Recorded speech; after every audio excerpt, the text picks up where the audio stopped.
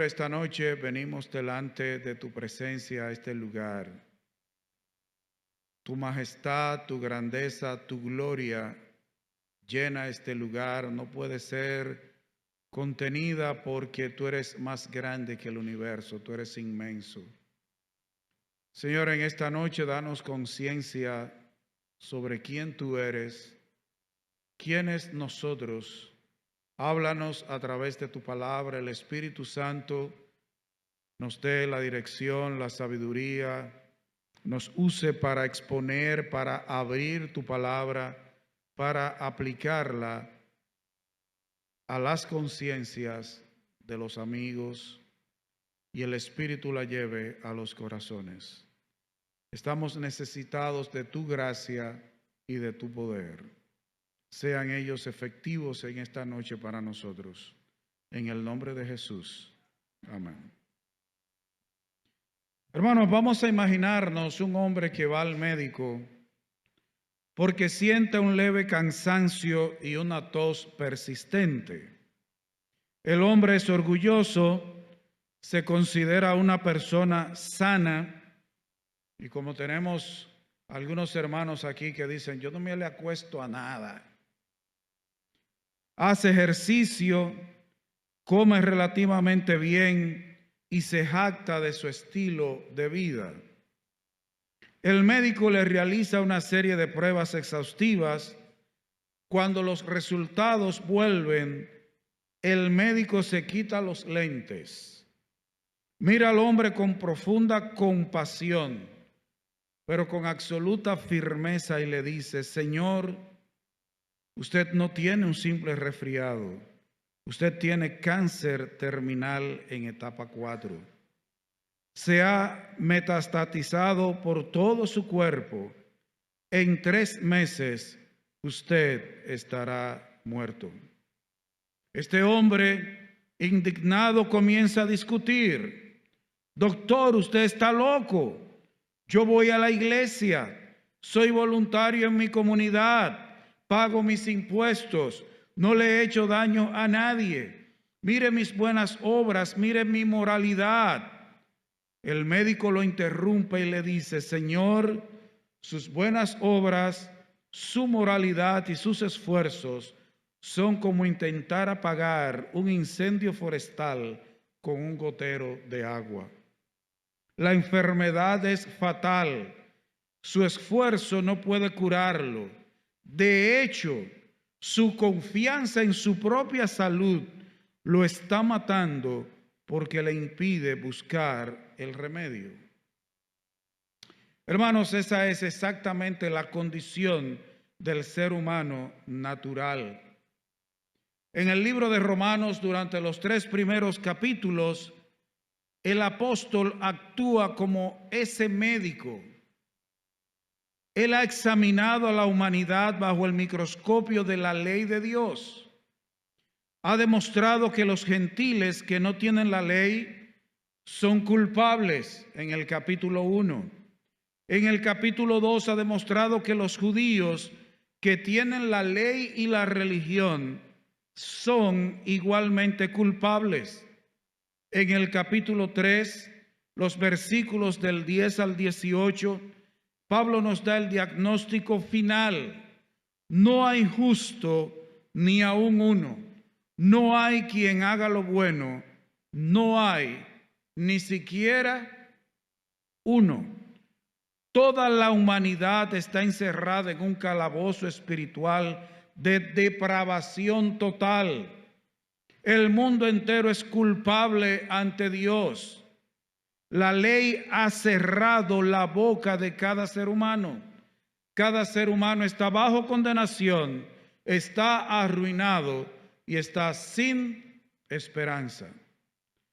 Pero ahora en este versículo 21 de Romanos 3, Pablo pronuncia las 2 palabras más gloriosas, más transformadoras y más esperanzadoras que jamás hayan salido de la pluma de un hombre inspirado por el Espíritu Santo. Escucha bien. Si tú estás aquí hoy, te sientes condenado por tu pecado, hay dos palabras en este versículo 21. ¿Con qué dos palabras comienza el versículo 21? Pero ahora. Vamos a leer Romanos 3, 21 hasta el 24.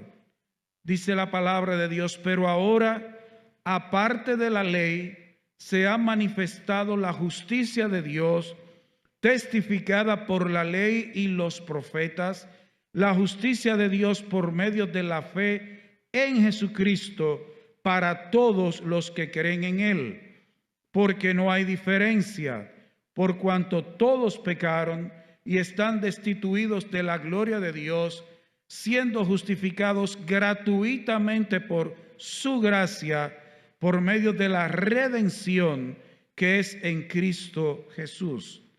En esta noche, por la ayuda del Espíritu Santo, vamos a exponer 4 verdades y el título de este mensaje es de la condena inevitable a la gracia insondable.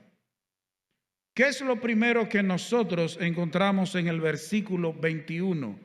Encontramos una transición. El apóstol Pablo, inspirado por el Espíritu Santo, ha estado describiendo la condición espiritual y moral de los gentiles que están sin ley, de los judíos que están con la ley, que son muy religiosos. El apóstol Pablo ha dado el veredicto, no hay bueno ni aun uno. Pero ¿qué dice él? Pero ahora, aparte de la ley, se ha manifestado la justicia de Dios. Después de 3 capítulos de oscuridad, de condenación y de la absoluta bancarrota moral del hombre, Pablo dice, pero ahora, este es el gran giro en la historia de la humanidad y en la historia de la redención. Cuando dice, pero ahora, ¿es que acaso el hombre ha mejorado? ¿Es que ha habido un cambio en la humanidad para mejor? ¿Es que la humanidad ha dejado de pecar? No. El ser humano siempre es el mismo espiritualmente. Lo que ha cambiado es que ahora Dios ha intervenido de manera especial en la historia de la humanidad. Dios había estado trabajando con la nación de Israel, a través de la nación de Israel, pero ahora Dios interviene de una manera especial. La salvación no nace de la capacidad humana, nace de la iniciativa de Dios. Hermanos, nosotros decimos que alguien está buscando de Dios. No, el que ha buscado al hombre es Dios, porque ¿quién es que está perdido? Dios no es el que está perdido, y se busca al que está extraviado. El que está perdido es el ser humano, ese es el extraviado. Entonces Dios es quien interviene, toma la iniciativa. Y el apóstol Pablo en este versículo dice que la justicia de Dios se ha manifestado aparte de la ley. Hermano, hay varios versículos ahí que tienen la misma idea con diferentes palabras. Dios ahora interviene, toma la iniciativa, muestra su justicia aparte de la ley. Amigo, tú que eres un religioso, tú no puedes ser salvo por guardar reglas. A nosotros los seres humanos, y nosotros los evangélicos somos humanos, a nosotros nos gustan los libros que dicen qué debemos hacer y qué no debemos hacer. ¿Verdad que la vida así es más fácil? Porque si a mí me dicen todo lo que tengo que hacer o lo que no debo hacer, es fácil. Pero el ser humano quiere salvarse por guardar reglas. La ley moral de Dios, los 10 mandamientos y aún la ley ceremonial, todo lo que nosotros encontramos en el Antiguo Testamento, todo eso es perfecto. La ley de Jehová es perfecta. Pero la ley es como un espejo. Dios no dio su ley para salvar. La ley es como un espejo. ¿Qué es lo que hace el espejo? Bueno, el espejo muestra cómo es nuestra cara. Si está sucia, si está limpia, nos muestra nuestros rasgos faciales, nuestro cuerpo. Si tenemos sucio, el espejo lo muestra. Ahora, ¿puede el espejo lavarnos la cara? ¿Puede el espejo quitarnos el sucio? Hermanos, eso es lo que hace la ley. La ley muestra que estamos sucios, pero no puede quitar el sucio. La ley te muestra el pecado. La ley te dice que estás bajo condenación. La ley te dice que te espera el infierno, la condenación eterna. Pero la ley no tiene el poder de justificarte, de salvarte, de librarte del pecado y de la enemistad con Dios. No sé cuántos han visto, hay un video en las redes sociales de un señor que está frente a un espejo. Él tiene dolor de espaldas. Él se va a poner un parche en el lugar donde tiene el dolor. Él se mira en el espejo y lo pega en el espejo y se va. ¿Se le va a quitar el dolor? No. El espejo no está hecho para eso. Pero Pablo dice, ahora, aparte de la ley, se ha manifestado la justicia de Dios. Dice que es testificada por la ley y los profetas. Desde Génesis hasta el Apocalipsis, todo el Antiguo Testamento, desde el Antiguo Testamento, Dios estaba gritando que venía un Salvador. Dios le estaba anunciando a la humanidad que venía un Salvador. Todo el Antiguo Testamento, todo lo que está narrado, todo lo que tiene que ver con las ceremonias en el templo, apuntaba a Cristo. Toda la Biblia apunta a Cristo. ¿A quién apunta el libro de Apocalipsis? A Cristo. A Cristo. Todo siempre ha apuntado a una persona, a Cristo, al Salvador. Los sacrificios del Cordero en el tabernáculo, la justicia que le fue acreditada a Abraham, el sufrimiento del siervo en Isaías 53, todo el Antiguo Testamento era un dedo apuntando hacia el momento en donde se iba a manifestar la justicia de Dios en Cristo. ¿Cuál fue el problema de la nación de Israel? Que nunca entendió ni ha entendido que era un medio a través del cual Dios bendecir a la humanidad anunciando al Salvador, que es Cristo. ¿Qué encontramos en el versículo 21? Una transición. Pablo ha estado haciendo una descripción en estos 3 capítulos. Pero ahora, él dice, a partir de ahora, la justicia de Dios es manifestada de otra manera. ¿Qué dice el versículo 22? Dice, la justicia de Dios por medio de la fe en Jesucristo para todos los que creen en Él, porque no hay diferencia. No hay diferencia. ¿Cómo obtenemos la justicia de Dios? No es por nuestro esfuerzo, no es por nuestra herencia, no es por el bautismo, no es por nuestra asistencia a la iglesia, es por medio de la fe en Cristo. Como dice aquí, la justicia de Dios por medio de la fe en Jesucristo para todos los que creen en Él, porque no hay diferencia. Dios, por medio del apóstol Pablo, inspirado Pablo por el Espíritu Santo de Dios, destruye el orgullo humano. ¿Por qué? Primero porque dice que la justicia de Dios se muestra por medio de la fe en Jesucristo, se recibe por medio de la fe en Cristo, no por medio de cosas humanas, de métodos humanos, pero también porque dice, porque no hay diferencia. Hermanos, el Evangelio destruye el orgullo humano. No hay diferencia. En la cruz de Cristo, el terreno es completamente llano. No hay diferencia entre el criminal más vil y el ciudadano más moral. No hay diferencia entre un líder religioso y una prostituta. Todos están al mismo nivel. ¿Cómo están todos?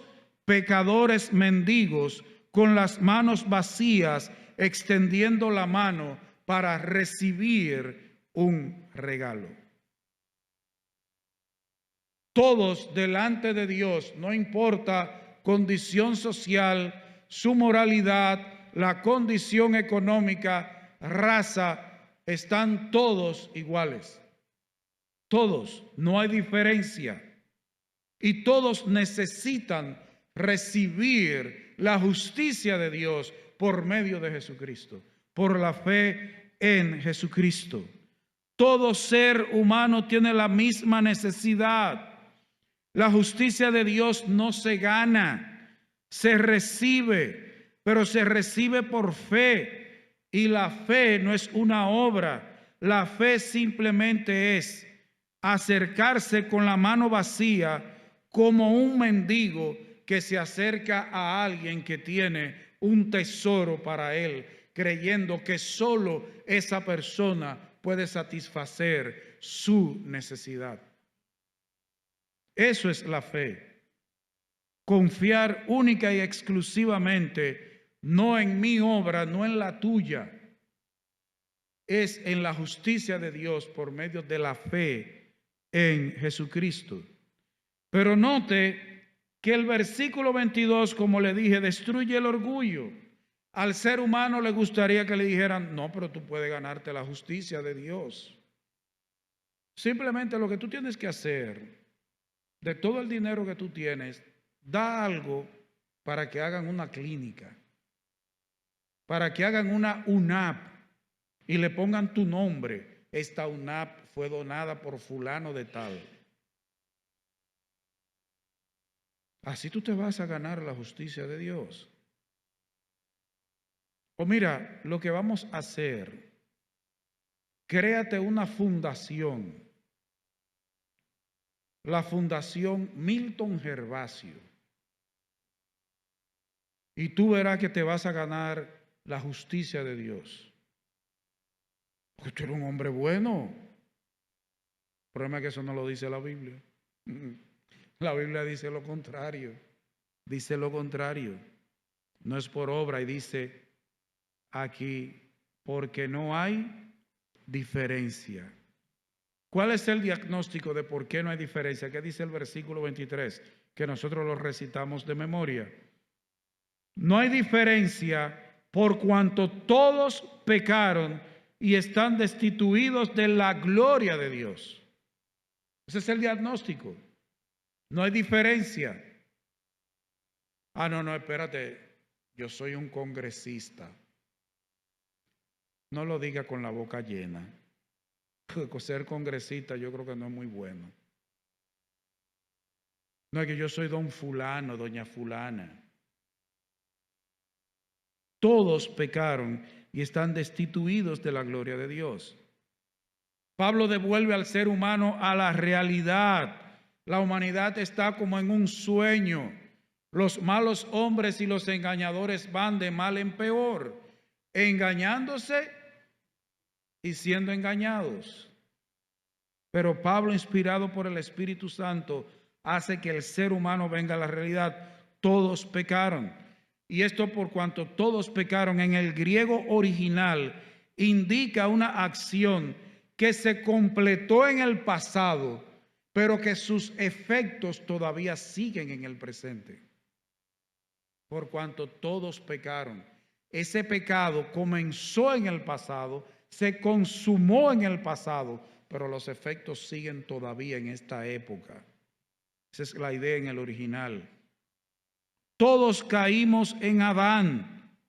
Todos nacemos con una naturaleza corrompida, corrupta, pero también todos hemos cometido nuestros propios pecados. Nacemos con una naturaleza ya corrompida, una naturaleza pecaminosa, heredada de Adán. Toda la humanidad estaba representada en Adán. Pero también tú y yo cometemos nuestros pecados propios. El resultado es trágico. Todo ser humano en su estado natural está destituido de la gloria de Dios. Está separado del Dios glorioso. Es enemigo del majestuoso, del soberano, del inmenso, del hermoso, del 3 veces santo Dios. Todo ser humano. Todos separados. Hermanos, tú y yo, y amigos, fuimos creados para reflejar la gloria de Dios como un espejo perfecto. Realmente, ¿qué es la luna? La luna es como un espejo. ¿Qué es lo que hace la luna? Refleja el brillo del sol. La luna refleja la gloria del sol. Tú y yo fuimos creados para reflejar la gloria de Dios. El pecado ensució ese espejo. Y la idea no es que solo el pecado ensució el espejo.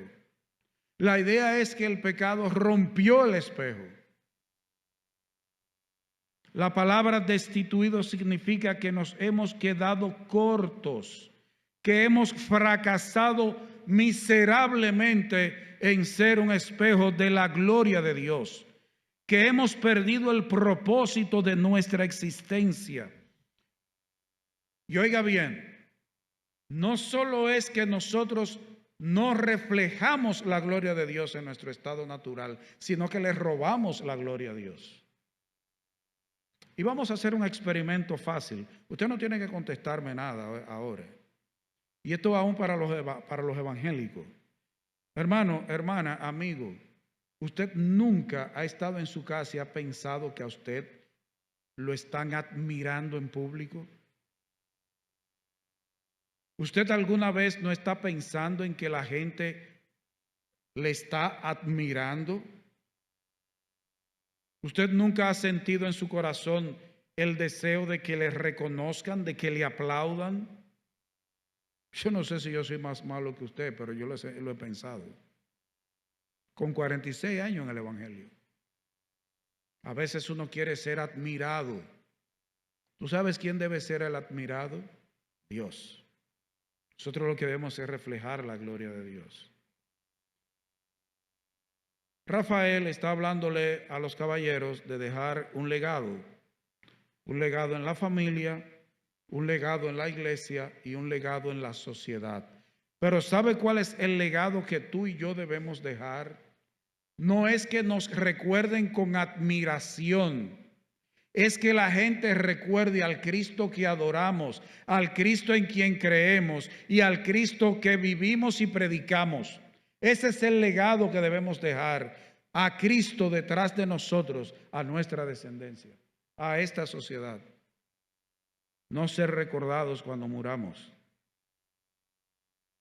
El propósito de nuestra existencia es glorificar a Dios, y todo ser humano nace con esa capacidad atrofiada y les roba la gloria a Dios. Tú no eres básicamente bueno. El hombre nace bueno, pero la sociedad lo corrompe. Simplemente haz el siguiente experimento. Toma 2 hombres y llévalos a una isla desierta, donde no tengan contacto con nadie más. Y después, llévalos cuando sean niños. Y después, cuando sean adolescentes, lleva a una muchacha. A ver si no se van a matar los dos. Van a terminar matándose por la muchacha. El ser humano es pecador por naturaleza, no es la sociedad. ¿Por quién está compuesta la sociedad? Por seres humanos. Seres humanos.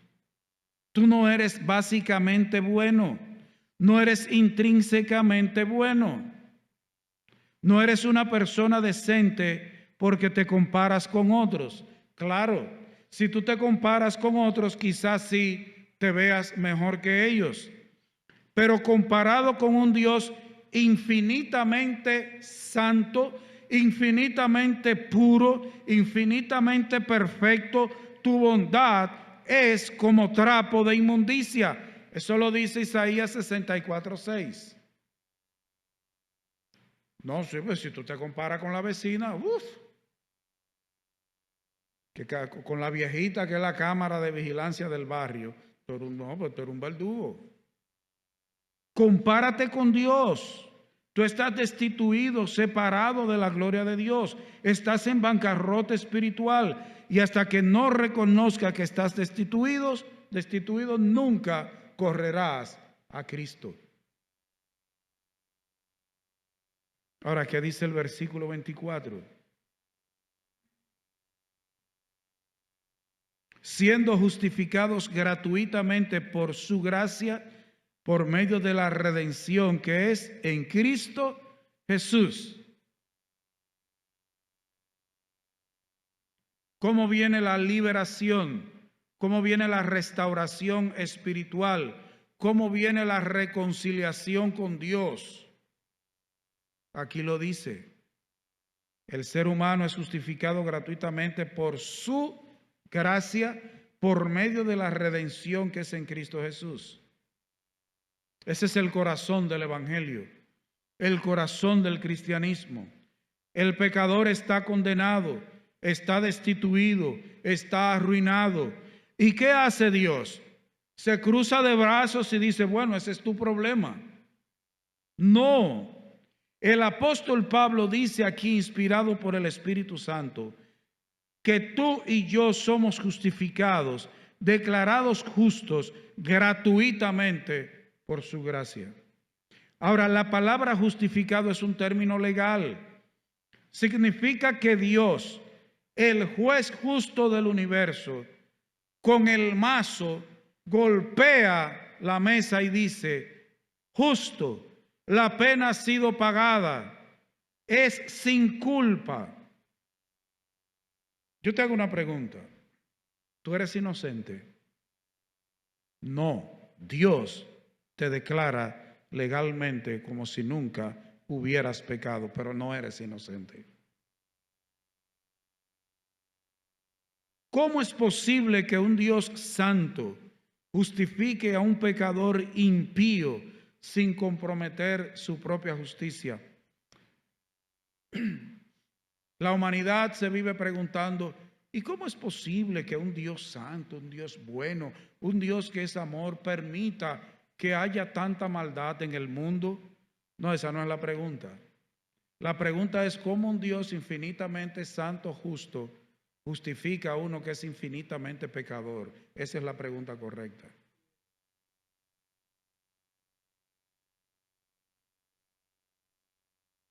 La ventaja de tener esposa, realmente esto es jugo de limón. Es una ventaja que ustedes no la tienen ahí. Pablo nos da la respuesta por su gracia, por la gracia de Dios. La gracia es el favor inmerecido de Dios. Es Dios dándonos lo que no merecemos en lugar de la ira que sí merecemos. Y dice que es gratuitamente. Para ti es gratis, para mí es gratis. A Dios le costó algo o a alguien. ¿Cómo se pagó esa deuda para que Dios pueda declararnos justos? Dice, por medio de la redención que es en Cristo Jesús. Dice, mediante la redención que es en Cristo Jesús. Dice el 25, a quien Dios puso como propiciación, como satisfacción. es que Cristo satisfizo la justicia, las exigencias de Dios. La palabra redención se usaba en el mercado de esclavos. Esa palabra significa comprar la libertad de un esclavo pagando un precio. Tú y yo estábamos esclavizados al pecado. El ser humano en su estado natural es esclavo del pecado. Tú y yo estábamos vendidos bajo el pecado, caminando directamente al infierno, a la condenación eterna. Y el precio de tu libertad, el precio de mi libertad, no se pagó con oro y con plata, sino con la sangre preciosa del Cordero, de Cristo Jesús, con la vida de Cristo. Cristo Jesús tomó tu lugar. Él absorbió la ira de Dios que tú debías beber, la ira de Dios que tú debías sufrir, la sufrió Cristo. Él vivió la vida perfecta que tú y yo no podemos vivir y murió la muerte que tú y yo debíamos morir. Eso es el Evangelio. El Evangelio no es siembra. El Evangelio no es trae dinero al altar.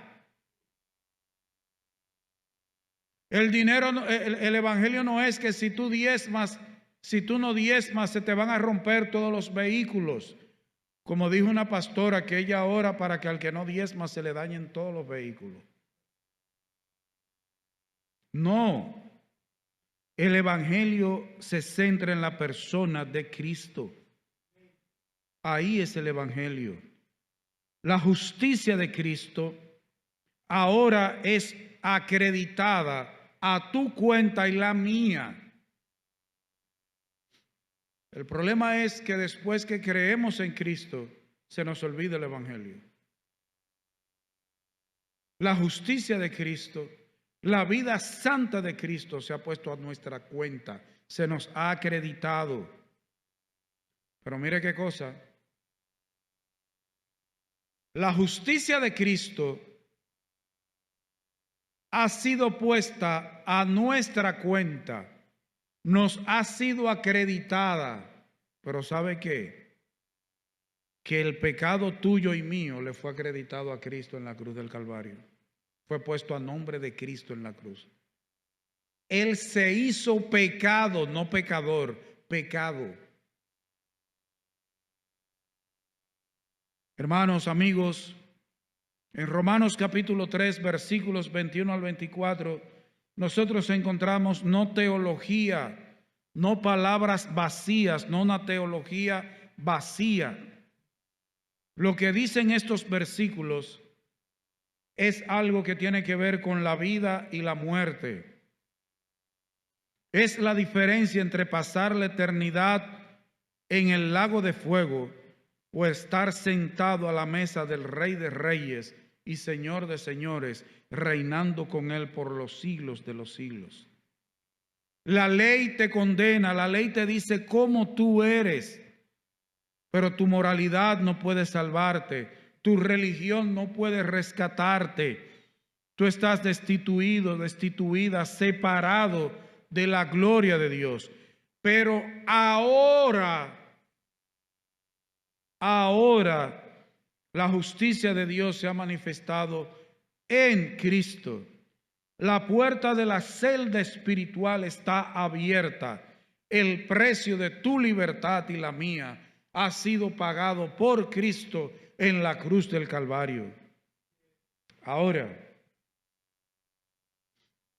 quiero dejarte 4 aplicaciones de esta corta predicación. ¿Cómo debes responder a esta verdad que está en la palabra de Dios? Son 3 aplicaciones. Primero, abandona tu confianza en ti mismo, en ti misma.